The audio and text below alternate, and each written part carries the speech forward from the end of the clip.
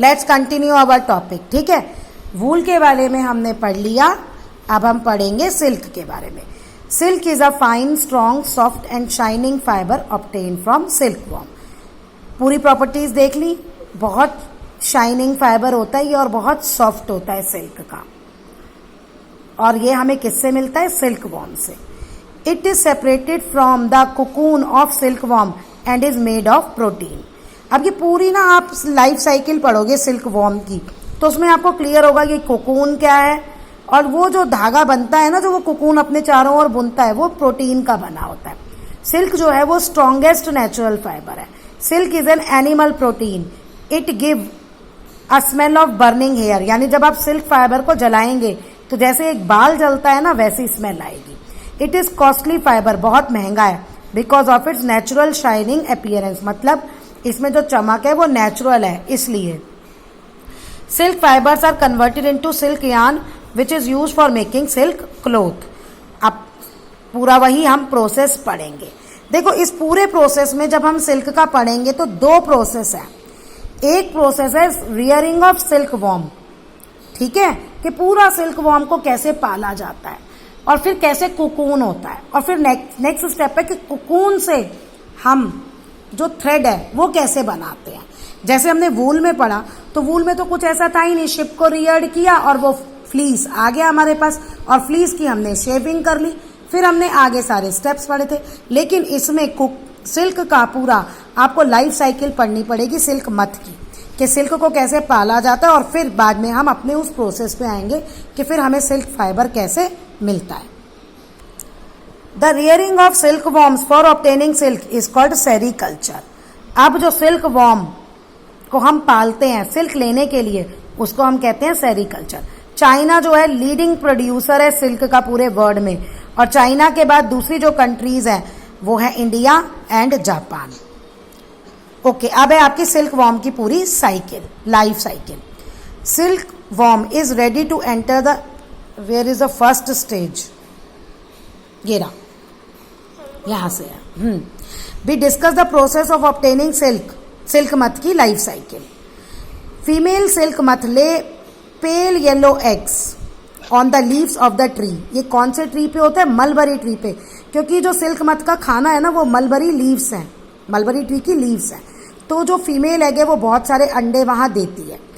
2 weeks में hatch into, eggs hatch in 2 weeks time, ठीक है, to form worm like larva called caterpillar और silk worm. तो 2 दिन में ये अंडे हैच हो जाते हैं, और इनमें से आपका ये रही आपकी फिगर बी, ठीक है।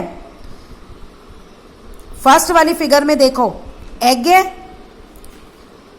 मलबरी लीव्स पे, और फिर दूसरे में आपका ये लार्वा टाइप कैटरपिलर आ गया।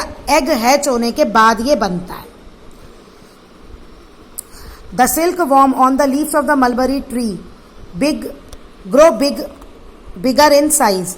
तो कहता है ये जो सिल्क वॉर्म है जो मलबरी ट्रीज पे होते हैं, ये वहीं पे ट्रीज को फूड लेके बड़े होते जाते हैं। During larva stage the silk worm shade their skin 4 times.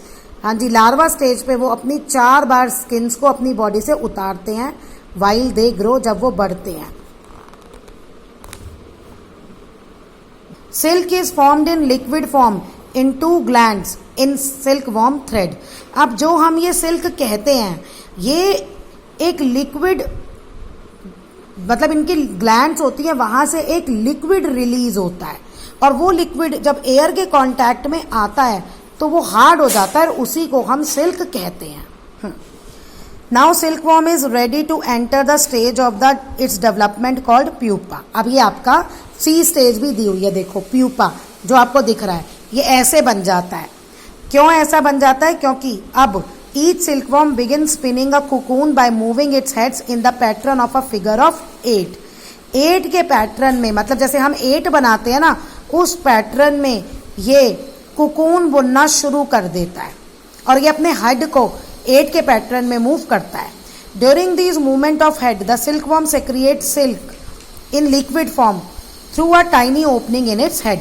और जब ये इसका सर, सिल्कवॉर्म का सर जब 8 की मूवमेंट में, 8 बनाने की मूवमेंट में मूव करता है, तो इसके हेड पे एक छोटा सा पोर होता है, वहां से एक लिक्विड रिलीज होता है और यही liquid, this liquid skin is coated with sericin, water soluble protective gum होता है। और जब ये एयर के कांटेक्ट में होता है तो ये सॉलिडिफाई हो जाता है और क्या बन जाता है, सिल्क फाइबर।